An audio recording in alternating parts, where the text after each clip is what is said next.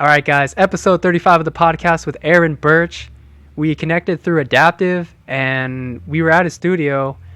We met a lot of great people there, listened to a lot of great music, met a lot of great artists, and he's on Main Street in Ventura, so check out his studio. It was really cool getting to know him and just his love for music and sound in general, and just the trip that he took to Big Bear really struck home with me because of the Stu Crew tapes. It reminded me of the Stu Crew tapes. And hopefully you guys enjoyed it. Appreciate you guys. Peace out.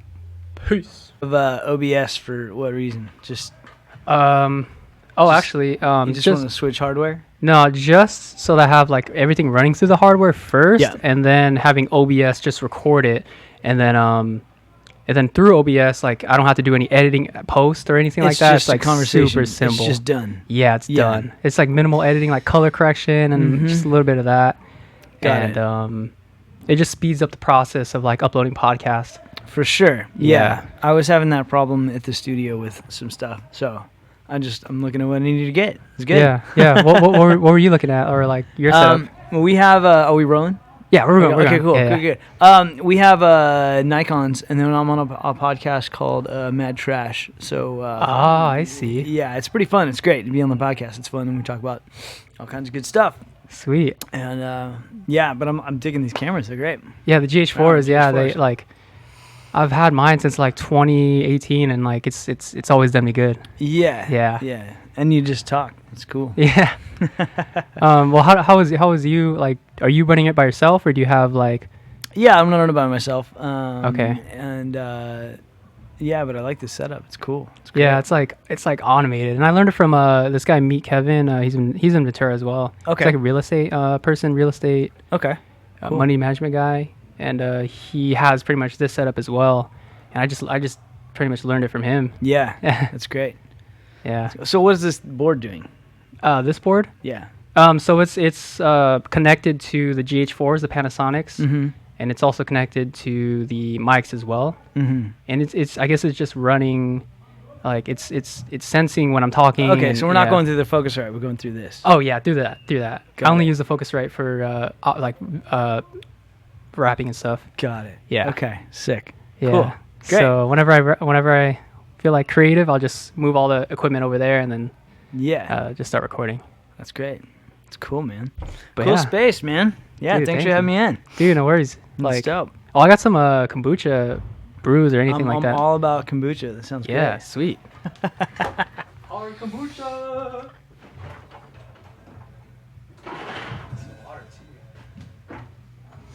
Oh, hell yeah. There we go. It's a hard one, so. All right. Burch Studio. Thanks for having me over, man. This is dope. I like your studio. It's cool. Tell Cheers. me. Cheers.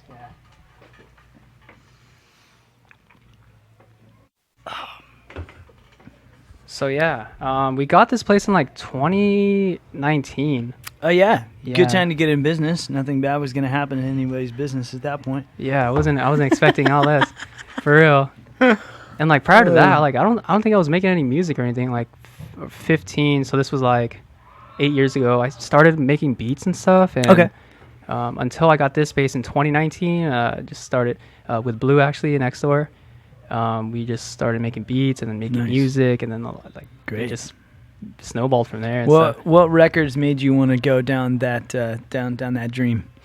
Records like like artists, or just were there recordings that pushed you towards that, where you heard a particular sound or a particular song or an album and was like, wow, I gotta get into production? Well, like a lot of like Pink Floyd really inspired me as well. Pink Floyd, a lot of Kid Cudi. Yeah. And then early listening to like Lil Wayne, and like even prior to that, like the Beach Boys and stuff, and just there's a lot of music. Yeah, that's cool. Yeah, that's cool. What about you? A lot of those, definitely Beach Boys, definitely Pet Sounds, and Surf's Up is a great Beach Boys album.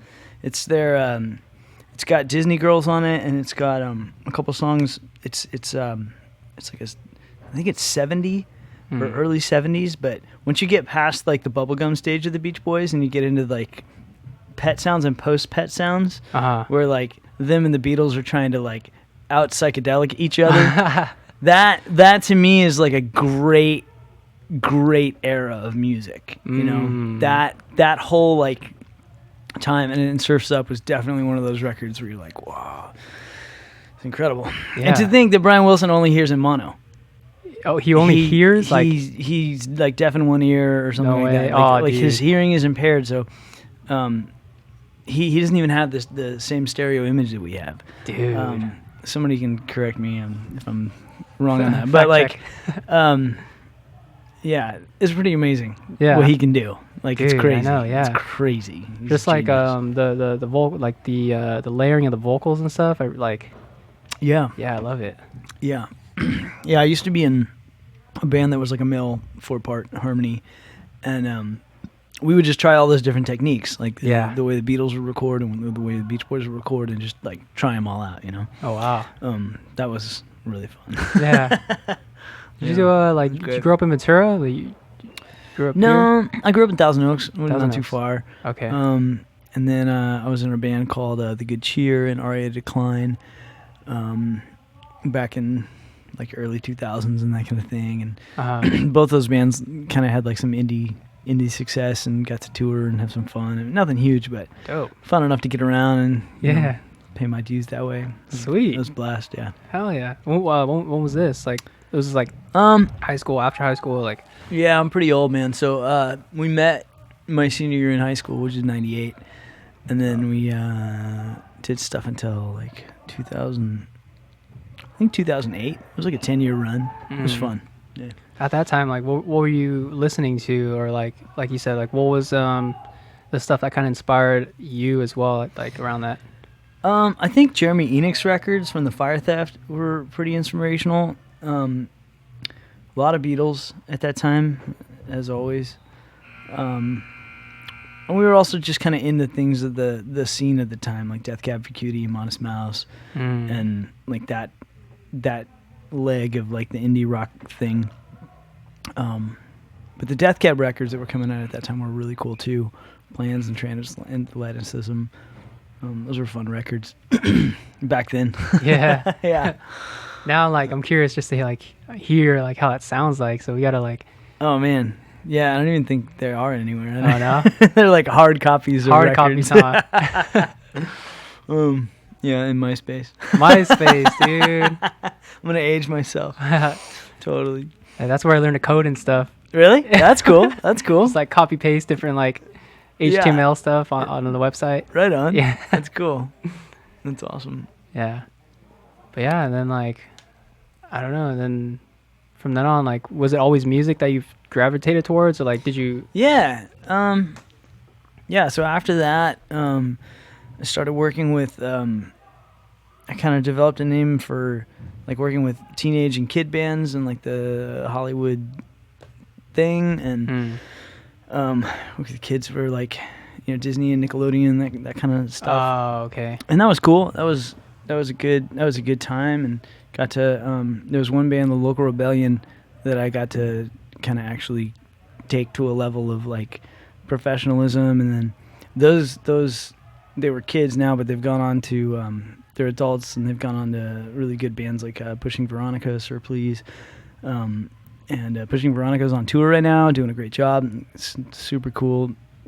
But yeah, it was cool to see over the course of that 10 or 15 years. I worked with Pushing Veronica too, but all those bands kind of just added up to like where their careers are now, and it was really cool. So it was a rewarding experience, and I loved it. When you say that, are you doing like the engineering side, or is it the mixing and mastering side? Like what was it that? Yeah. What we're doing now is I'm working in teams at the studio. I work with Philly, and we're called The One Another's when we produce something. I work with my friend Austin, and we're called Peak Season when we produce something. And so working in those teams, I pretty much like do like production role, and then the other guy does engineering and mixing. Oh, okay. So what's the production role? Production role? We're just kind of guiding the sound. You know, I work with the artist and do a lot of co-writes, and it's cool when one person is in charge of sort of the groove and the sound, and then one person that is in charge of like the technical aspects. It's great. I like that. I like that workflow because it tends to work pretty well for us. Yeah. Oh, that's cool. Yeah. Yeah. And Peak Season has a single coming out pretty soon here. Yeah. That'll be. We have one EP out already, but our single's coming out later this month. Yeah. Yeah. How long have you guys been working on that for? It's like during COVID. The Peak Season guys did like a whole record, and we did some of it up at a cabin in Big Bear. Dude, that's fucking sick. That was fun, man. Jeez, man, damn. Yeah, it was so much fun. Yeah, Dude. It was great. What'd you guys do during COVID? Creatively? During COVID, I want to hear. It was Stuker tapes. So like Stuker tapes, that's what we really worked on. So, well, like it was March of this year. Yeah. We started March 1st, dropped 420, April 20th. Great. The Sucru, Drix, Red, Adaptive, T-Funk, TIE Fighter, and Adaptive. Yeah, sick. And Eddie. Adaptive is awesome, man. He's great. He's great man. At his craft. I love his energy. His fucking voice, bro. It's his voice is fantastic. Fantastic. And his bars and like his delivery and his delivery's great. Yeah, he's great. He came into the studio and we did a tune that I really liked. It was cool, but he's also got the personality to match it. You know, yeah, like he looks the right way. You just kind of get what he's saying. Yeah, he makes sense. You know? Yeah, that's always something to look for in an artist. For real. Yeah, definitely. And like the fact that he's like a super kind human being too, man. It's like oh my god, he's just a ball of joy, man. He is, dude. Yeah. Oh man! Shout out Adaptive. Yep, shout out. Yeah, man. But yeah, then prior to that, I was just like working on a lot of music because, you know, personally for me, things didn't change because, you know, just kind of working in here, we were just in here 24/7, or like, if not here, then at work. Yeah. So like working on a lot of music, and just doing like stock market stuff too, investing. Okay. Cool. Yeah. Great. Yeah. That's awesome. Yeah, but that's cool. Cool. I was grateful that to have that. Yeah. Yeah. Yeah, that's cool. So that whole crew, what's it called? Stew Crew. Stew Crew. Okay, yeah, cool. Yeah. Cool. And you guys came out with your record when? It dropped 420. Okay, that's right. Cool. So yeah, we it was like March 1st, and then we spent like just nights, like overnights and stuff, working on it. It was a lot of fun. It's great. I don't know if you know what Screwball is, but like the whiskey. Screwball, the whiskey. Yeah, we finished like great. Like throughout that time, it was like 4 bottles. Like I don't know, it was a lot of fun, dude. Nice. Yeah. Yeah, that's good. It's good to count the bottles as they stack up in the studio for the records. Yeah. Yeah. There's this thing where like Screwball sponsor the Stew Crew. Yep. That's fun. But yeah. And then Ventura, like how did you find that spot, and how long have you been there? Burch Studios. Burch Studio, yeah. Burch Studio. I moved to Ventura a couple years ago. I just wanted to get away from the Hollywood thing. And it's just, I don't look back. It's great. Oh, so sweet, yeah. My wife and I moved there, and just like loved it, man. I mean, I kind of stopped driving. Not totally. Obviously, I drove here, but like I just ride my bike. I walk. Dope. I mean, the whole lifestyle is different. For sure. In a way that I really like. Yeah. So that was cool, and then I did a couple of records with Sam over at Make a Sound before I had a studio, and he's like amazing, and I really enjoy my working with him. He helped me out with my tape machine this week, so it's good to have somebody like that. Tape machine? We got our tape machine going, which is great. What is that? It's two-track reel-to-reel. Oh, was that the thing like kind of close to the wall? It's on top of the rack. Yeah. So Sam knows the ins and outs of a lot of old analog gear, and he's got a 24-track tape machine. Oh wow! Which is like as big as this desk, and it's got it hits 24 channels instead of just 2. So yeah. Anyway, then I got connected over with Lion City and Randy Parsons in that building. Randy Parsons is a luthier who makes guitars. Oh yeah, I've seen that. Yeah. So when Lion City's lease was up, kind of in the middle of COVID, we took it over and did Burch Studio and kind of did like a remodel, and now it's Landeros Productions. Philly is up there with me, and Burch Studio, and it's great, man. Full steam ahead. We're enjoying it every day. It's fun. And so that stage there, like you had to make and stuff, the stage that you had there. You know what? Shout out to Troy. He built that stage, and I bought it from him when we changed over from Lion City. But Troy, good craftsmanship on the stage. Lit. Yeah, it was fun. Yeah, and like I don't know, because I'm curious to hear about the building of that place. Like how did it, like what equipment you brought in, and like what equipment you felt like you needed, or like just the progression of the studio. Like yeah, I had a studio in Simi Valley before, and so we kind of moved everything over from that. But during COVID, my business, the band development business that I had, had a storage unit, and that storage unit got hit. Oh, shit. During COVID, yeah. Or we don't know when it got hit, but it got robbed. So with the insurance paid out for that, kind of at the same time as like getting this lease on this building, so we were like, all right, well, this is time to like just reinvest it, something bad happened, but let's build out of it. So sure. I just built that place myself during like lockdown, and just got all the tools and started soundproofing and ripping apart walls and going into,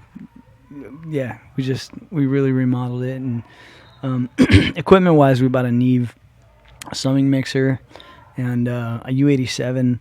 I'd always wanted a U87, like Neumann mic. Makes a huge difference on vocals. Were those the mics that we used? No, I'm not gonna let you guys use those. Oh no, you're like nah, dude.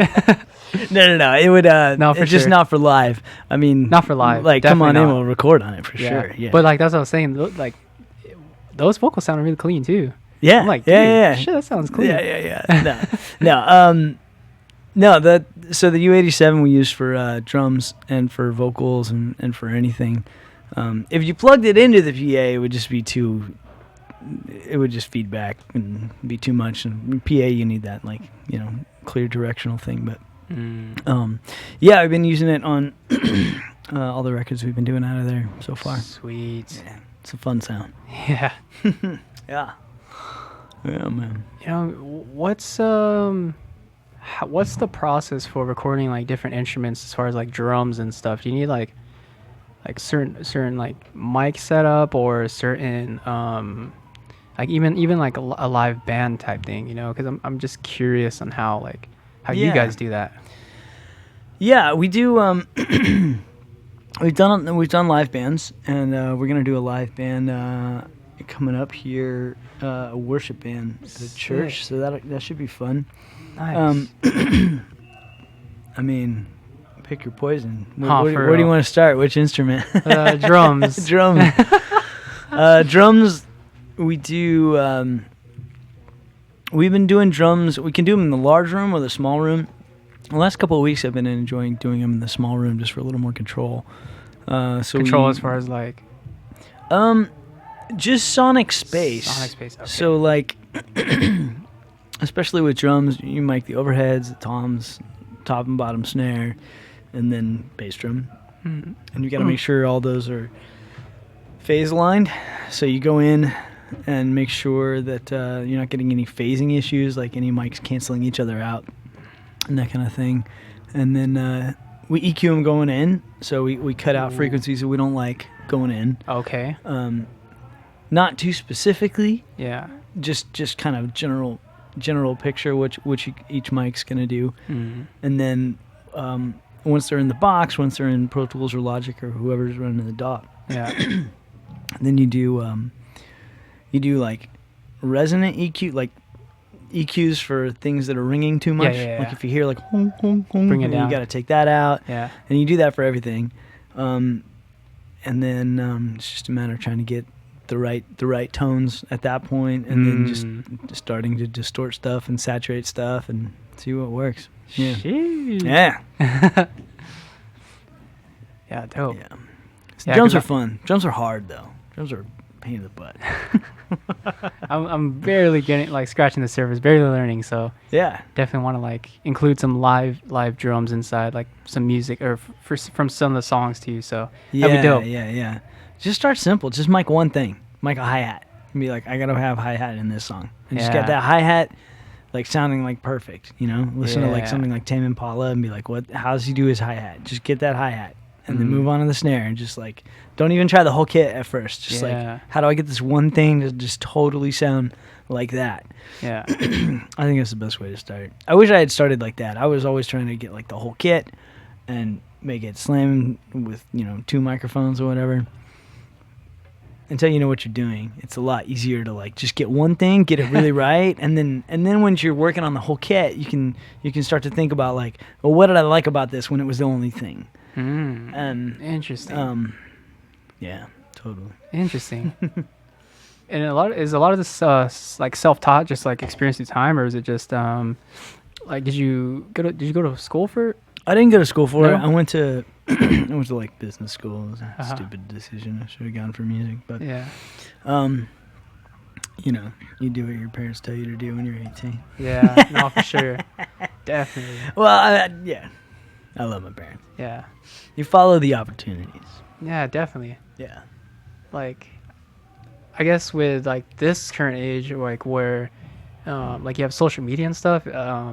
There's like so many opportunities. I feel like, and like for me personally, I never went to college anyway because I know like if I work towards this, then there will be an opportunity to get paid to do what I love. I think you are too smart for college. Yeah. You strike me as that guy. Yeah. Yeah. Yeah. Yeah. I mean, if you got this place, then you're ahead of that game, in my opinion. Yeah, definitely. Yeah. Just and it doesn't feel like work, bro. No, it doesn't. No, I haven't worked a day. I think we were talking about this too. Yeah. Yeah. It doesn't feel like work at all. Are you kidding? It's fun. It's great. This is play. Yeah. Sure. Yeah, it's a new era of guys like you figuring it out, and making it really happen. So there's going to be more yous in the world, man. For sure. And people before me like that I looked at like Joe Rogan and like all like Duncan Trussell, all those guys. Yeah. Isn't Joe Rogan amazing at conversation? He is, man. I mean, he has a true. I mean, that is an incredible art to be able to get somebody that somebody that's already famous to tell you something that they haven't, that you don't know about them. Yeah. Right? I mean, how many times just take your pick on any of the famous people that he's interviewed. Yeah. But he kind of gets to that deeper level. Yeah. I think he's a true artist. Like real. He's a very amazing artist at the art of communication, of conversation. I think I was thinking about this today actually, where the old style media is where it's like two or like 30 seconds or a minute of them talking and then like cut to commercial. Yeah. Whereas like a long form conversation, it's like you actually get to sit down and like get to really know the person and like and just to see what a person thinks, Yeah, absolutely. And like kind of get to know their personality as well. Yeah. It's a new world.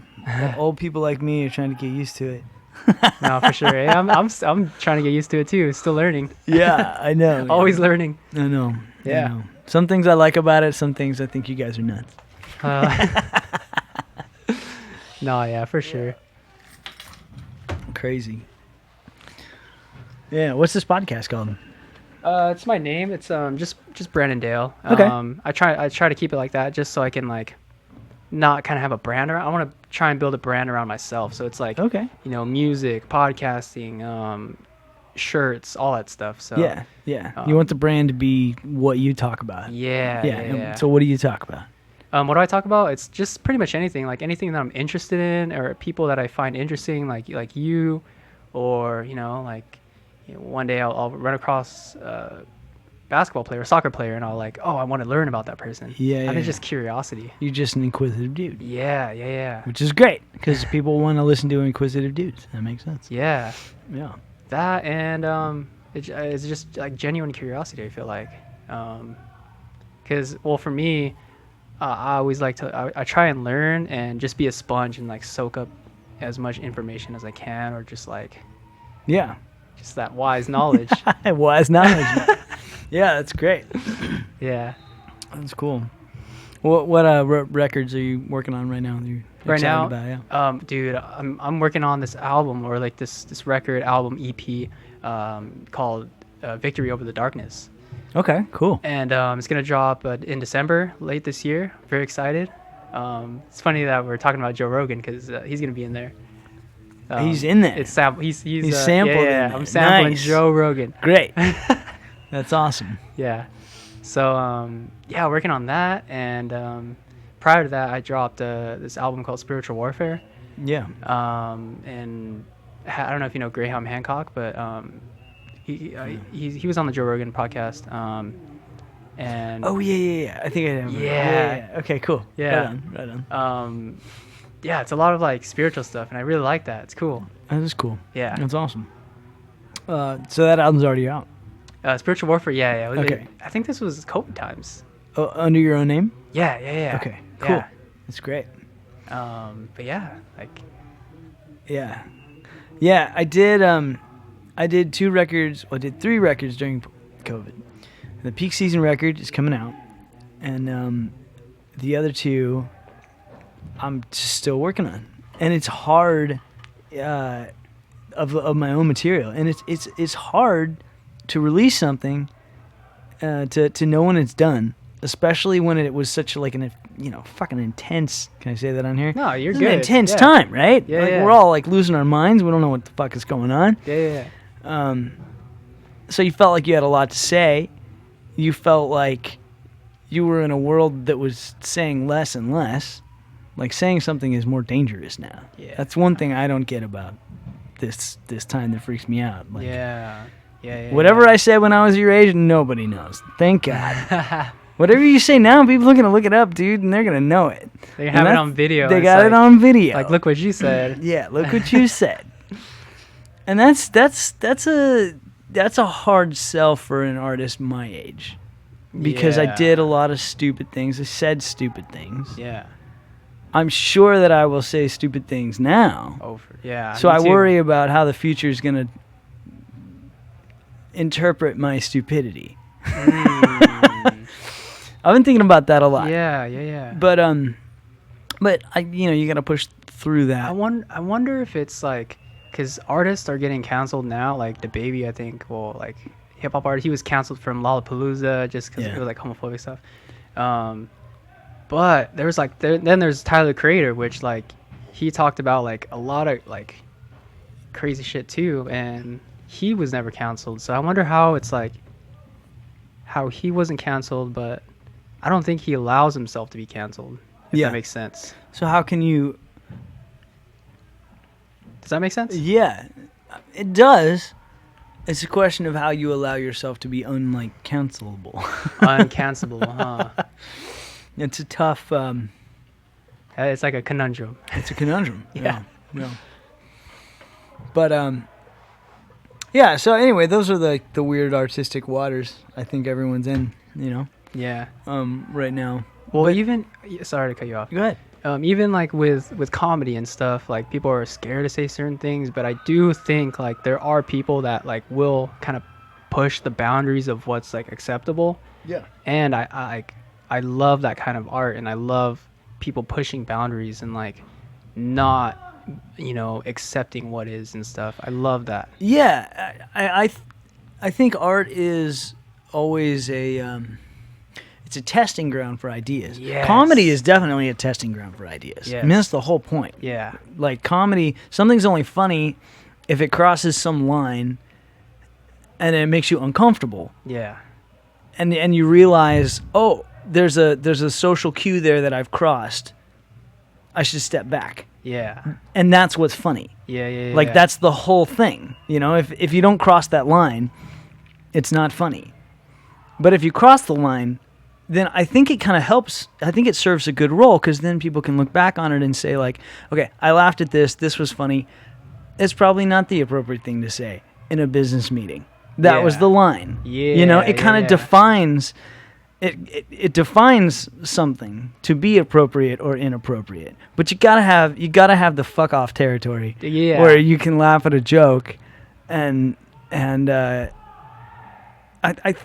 think comedy serves like an important role in culture for that reason. You know, I think Joe Rogan serves an important role in culture for that reason. Yeah. Because he finds the line, and then he smokes it with Elon Musk.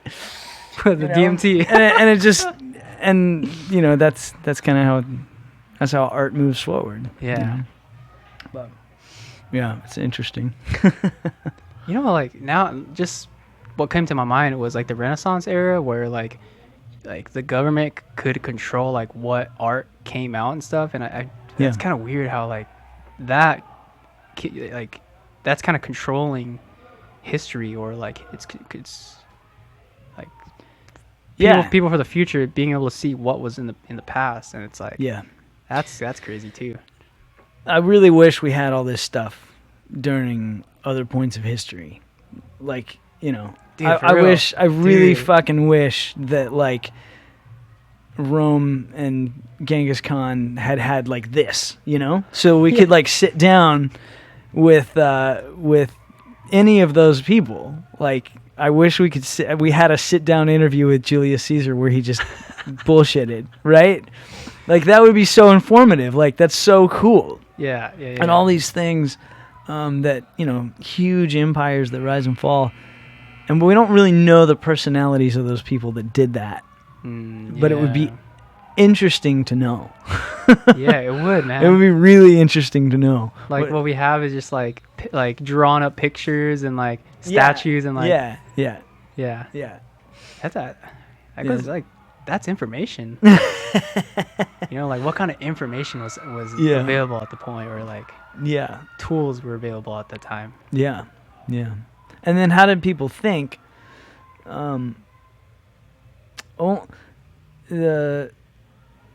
Like you said, the Renaissance. So like Leonardo da Vinci's art could only be informed by what had happened before. So he knew like based off of that knowledge.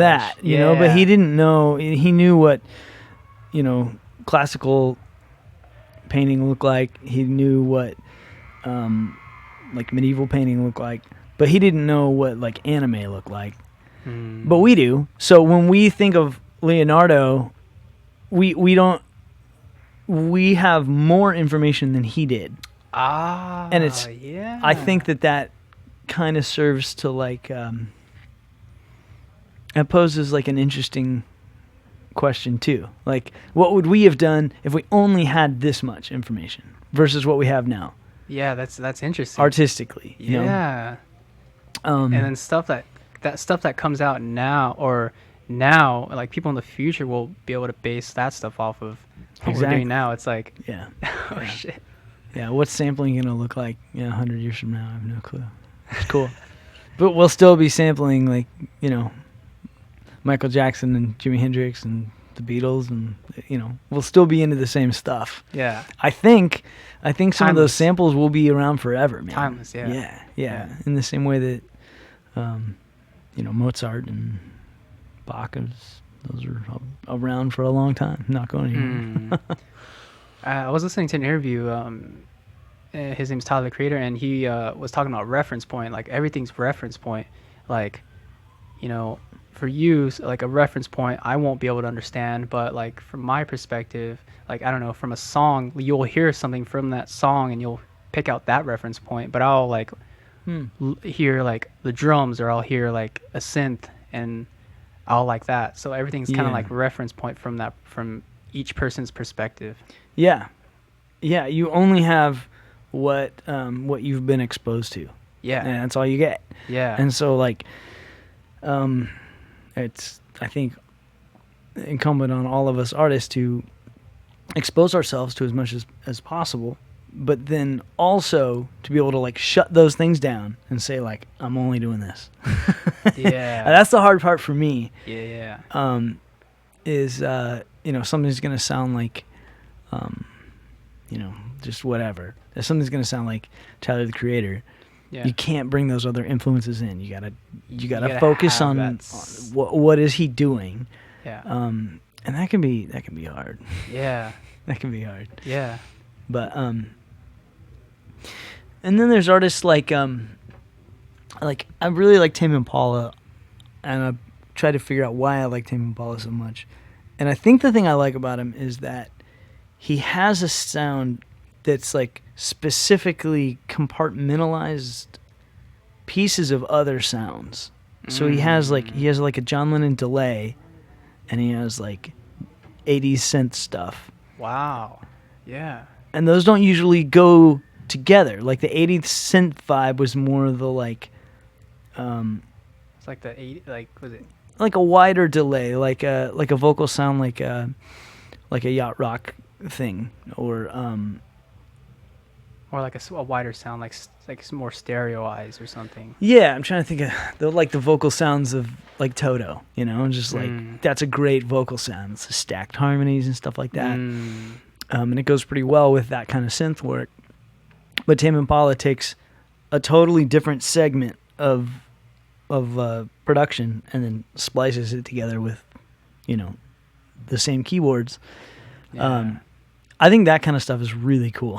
Yeah. Where somebody makes a really unique cocktail of production techniques to create their own sound. Interesting. Yeah. We're super into that at the studio. Dope. And like, so I don't know, for when you guys are working, what's the, like, say you get inspired, and like, do you put down the idea, or is it like, do you work at it until it's like a draft, or I don't know, like each time's different, but what? Each time's a little different. Yeah. I personally really like writing and recording at the same time. I know that's not like always the best thing, because you get stuck into sometimes the structure of the song hurts, and you have to avoid that. Sometimes the song would be better if it had a more thought out flow in terms of like chordally, for instance. What does that mean? Chordally? If you have a verse and it's like just a 4-chord progression, right? Okay. And then you go to a chorus and it's maybe the same 4 chords, switched up or something. Yeah. But if you're writing the song on in a band, or especially if somebody has this role in the band, like we have a guy in the studio, Ben Babylon, who that's like what he specializes in. He's a keyboard player, and he just makes things sound good, but he's really good at reharmonizing a verse. So if we have a verse, here, and then a chorus, and then that second verse, that's when we'll say like, all right, Ben, same melody, same idea, but take us through a different chord story, So what was a 1 4 5 6 might become like 1 4 5, and then do like a 2 5 1 to a 6, or something different to get us to that chorus a second time, having told a different story just through the notes. Yes. The more I work with Ben, the more I realize that's really important. Yeah. So it's fun to produce and write at the same time, but you want to leave room for that thing to happen that happens, How about you guys? Well, for when I'm producing, I'll crate dig, so I'll look for different records, and then I'll just keep searching until like something strikes me and hits me, and then like either a vibe or like a certain sound, and then from then on I'll throw it into the DAW, work on a sample, chop it up into samples, find a loop to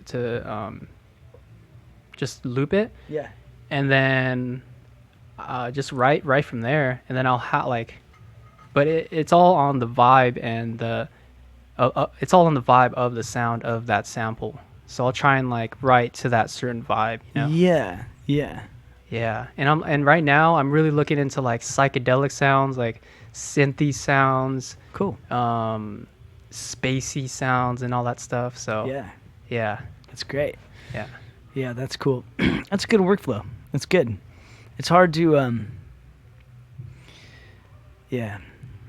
that's good. But like from what you were saying, and being able to have like dope ass people there, like, hey, play this, or like, hey, play this, you know, it's like, that's fucking tight to be able to have. It's fun to bring the right guys in. I mean, that's the bigger the budget is on a project, the more badass you get to bring to the table. Sure, you know, man. so yeah.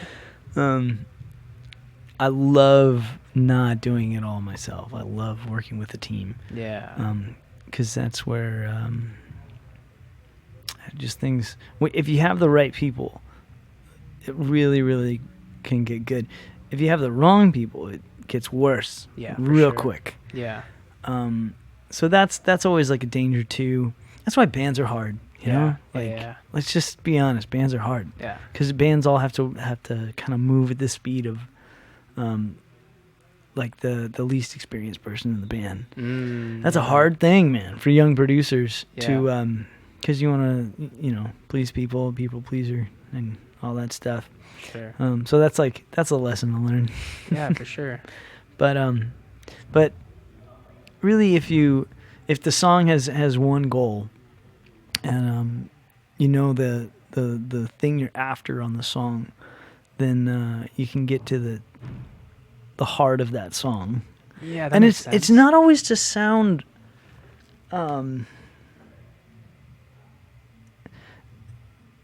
the goal isn't always to like make it sound clean or as correct as possible. The goal is to capture like what the feeling of the artist is. So if the feeling, if an artist is like 18 and reckless and wild, like I want them to be 18 and reckless and wild. Like that's just gonna be fun. For sure. You know, there's plenty of ways to sound perfect, but you got to capture what that particular artist, what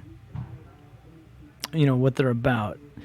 Which is why I like to record in like intense couple day periods where you're together all day, you're eating all your meals together, you're talking about like life, or you're talking about like whatever's going on, you're talking about the song you're writing and what it could mean, and like that specific moment in time too, because I feel like that with the Stuker tapes, like that's how we were working with, like all of us were together, and like one person was writing, one person was producing, and then great, and we were just vibing off of each other, and like throwing ideas off of each other, and you gotta hear that third bottle of whiskey on the Stuker tapes, because that's what makes it fun, man. I mean, and that's what people like. Nobody listens to music to hear something, perfect. We would just look at a spreadsheet for that. We listen to music to get some kind of personal story out of somebody. And that's why I liked you guys when you guys came to the Collective open mic, was like, you guys just had like a cast of characters, Yeah, definitely.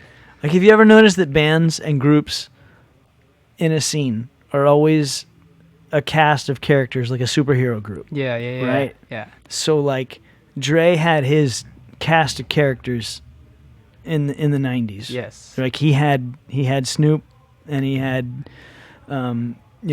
Later Eminem, and he had Dre. Those are all those are the same characters as like the Beatles. Yes. You got the smart guy, the funny guy, the artsy guy, and the rebellious guy, right? Yeah. Those are like the four characters. And you see that in like old country. You had Johnny Cash, Willie Nelson, and like Waylon Jennings, and like Johnny Cash is the voice of authority, and Willie Nelson is the Ringo and the Snoop Dogg. Yeah. Like that keeps happening again and again, and you see that everywhere in music. And you guys have that, and you guys should lean into. I don't want to tell you what to do. No, do whatever the fuck you want. We'll take it. There's something cool to that. Yeah. That one person can't do. Yeah. I think Adaptive strikes me as like a John Lennon, Johnny Cash kind of guy. Dope. Because he's he raps about family and like integrity and stuff like that, but he also is just like the fun, big presence. Yes, exactly. He's Dre. He's a big authority. Yeah. Dre, same character. Dre's like the brains of the outfit, but he's also like the heavy. Yeah. It's cool to see. It's cool to see the younger generation getting that concept, even if you guys don't know that that's what you're doing. That's what you do. Now hearing that, I'm like, you're gonna think about it. You're gonna think about that. Yeah. So who's the Ringo in that group? It's gonna marinate. The John? Yeah, marinate on that. It's a good one, man. Yeah. Yeah. Hell yeah.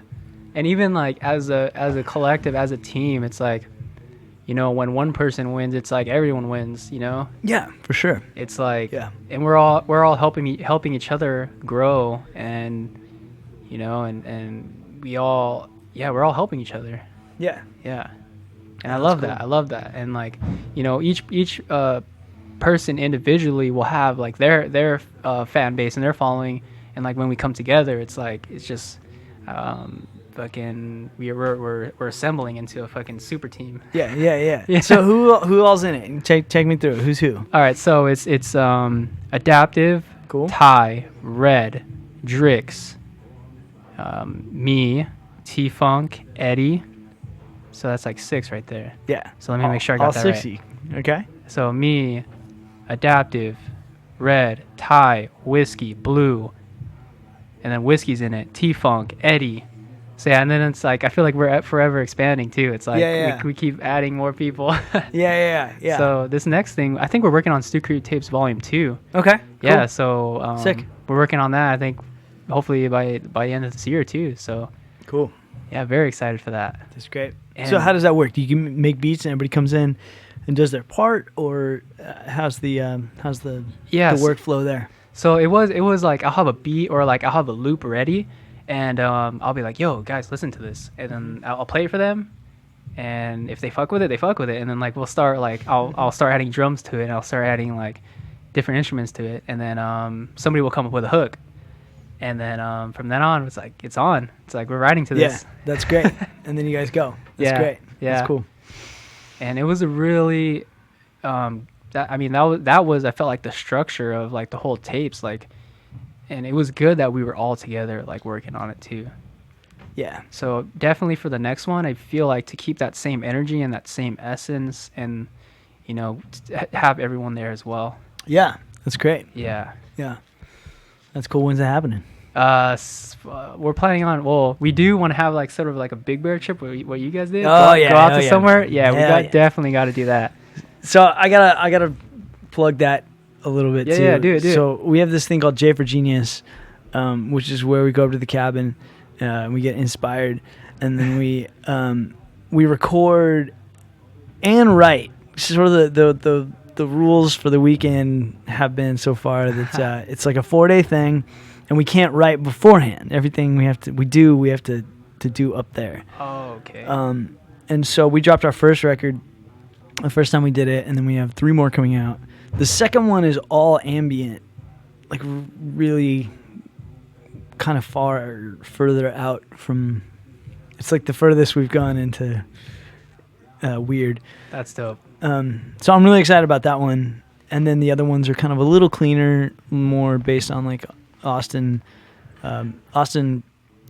engineered the last 2 War on Drugs records. And so it's kind of like, it's modeled similar on that sound, some of those kind of techniques.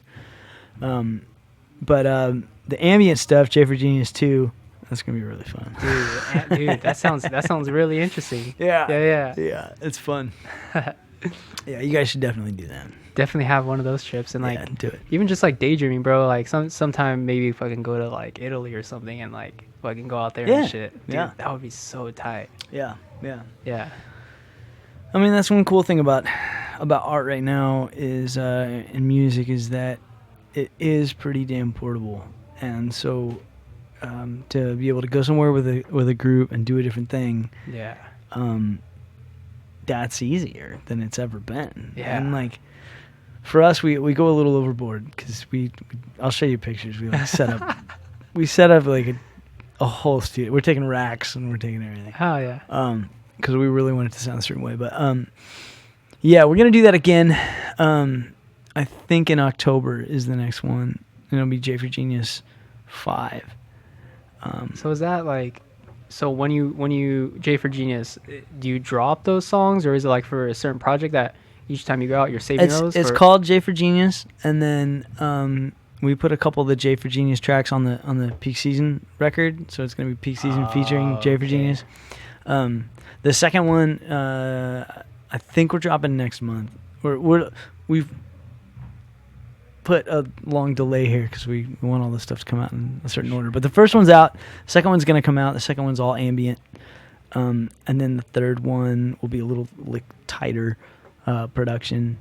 And then the fourth one, I'm really excited about. It's my record that I wrote when I learned I was having a son.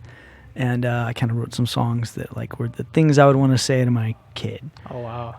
So that one's a little more singer-songwriter, like, you know, almost I call it psychedelic country. I really like psychedelic country, dope. like Sturgill Simpson. Chris Stapleton he's not as like psychedelic, but that's a cool genre, man, because I like the simplicity of folk and just being able to play an acoustic guitar, but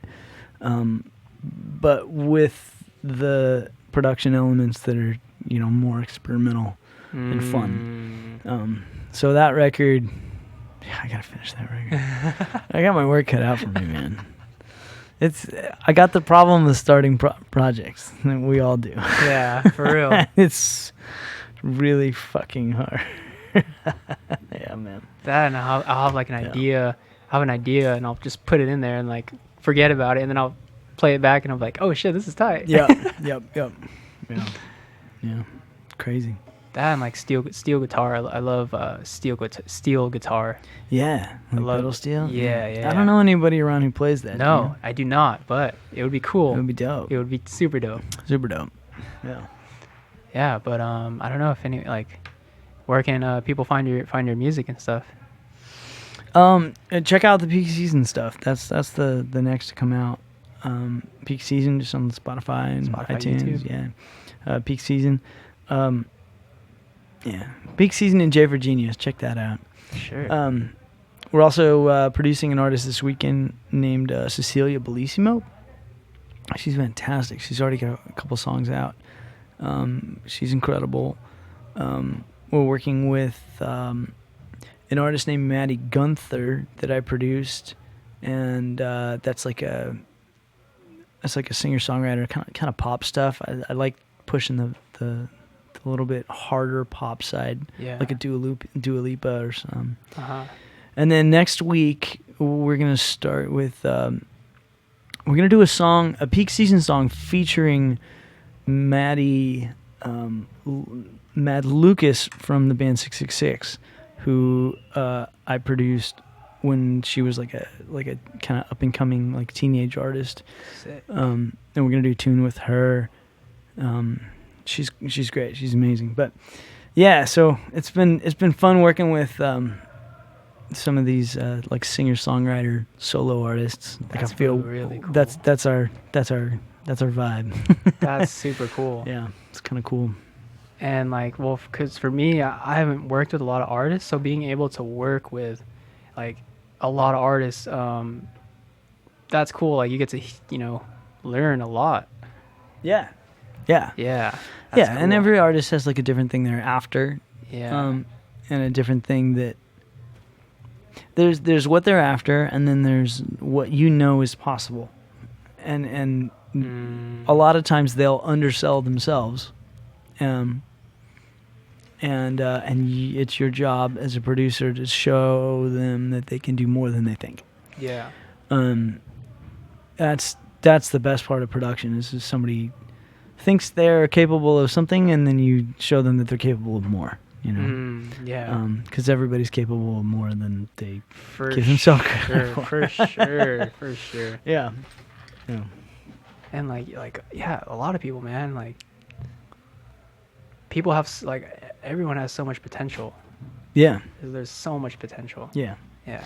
Well, and you're finding people you like Whiskey right over here. What's his name? Whiskey. Yeah. Yeah. Potential. Potential. You know, yep. you see potential in yeah. a kid. Yeah. You guys are all kids to me, but no, yeah, we are. Yeah, you guys are kids, and and you see the potential. And you found Hector.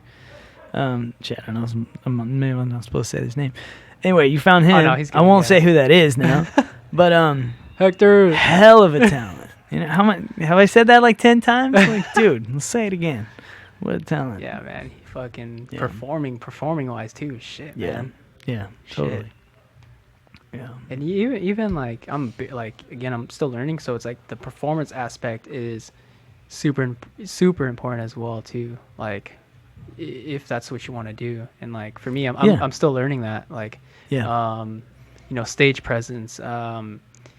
I don't know, breath control, all that stuff. Yeah. It's just like anything, you got to do it 100 times. No, for sure. And then it's fun. And then you switch roles on stage, and you have no clue what you're doing. Like that. I toured with drums, so I like get on stage and I know how to play drums. I know what it's gonna sound like. I know what the wedges are supposed to sound like. I know all that stuff. But then in the last couple of years, just trying to do more like singer-songwriter stuff, I just step out in front. And it's like it was a completely different experience because you don't know what you're listening for. You got a whole different level of responsibility for like the song. There's things that you don't have to think about. Like you got to learn to sit into the pocket and not create it. And, oh shit! Wow. But I don't know. It's fun. Yeah. No, that's cool hearing. It's fun. That. Yeah. It's fun. Yeah. Dope. Yeah. Music's great, man. It is. Yeah, crazy. Well, appreciate you, Aaron. Thanks, man. Let's do this again. Fun. This is super fun. Yeah, let's do this again. And I'd love to have you guys in the studio. That would be dope. Just when you let's just do this. When we got the next time you guys are ready to cut vocals. Yeah. I'll give you guys a couple hours in the studio, no charge. Come on in, that way you can cut them on our mics. Yeah. We'll make a fun night of it. Dude, we will. And I just wanted to do that to help you guys out if you guys want, because I believe what you guys are doing. So let's get you guys the quality that you need. For sure. Definitely for the next Stupid Tape song. Yeah. That'd be awesome. Absolutely. Sweet, man. Music, Instagram, Spotify, all that. Yeah. Check out Burch Studio on Instagram. A shout out to the Ventura Theater for letting us be there, and we hope to stay there for a long time. Shout out to Philly and Landeros Productions. Couldn't have done this anything without him. And check out Landeros Productions and Burch Studio. We're both up there in the same spot. And if you want to follow my music and the J for Genius Peak Season, I kind of do it all out of Aaron Burch Music, my Instagram. Sweet. Yeah. Sweet. Cool. All right. Thanks, man. Peace.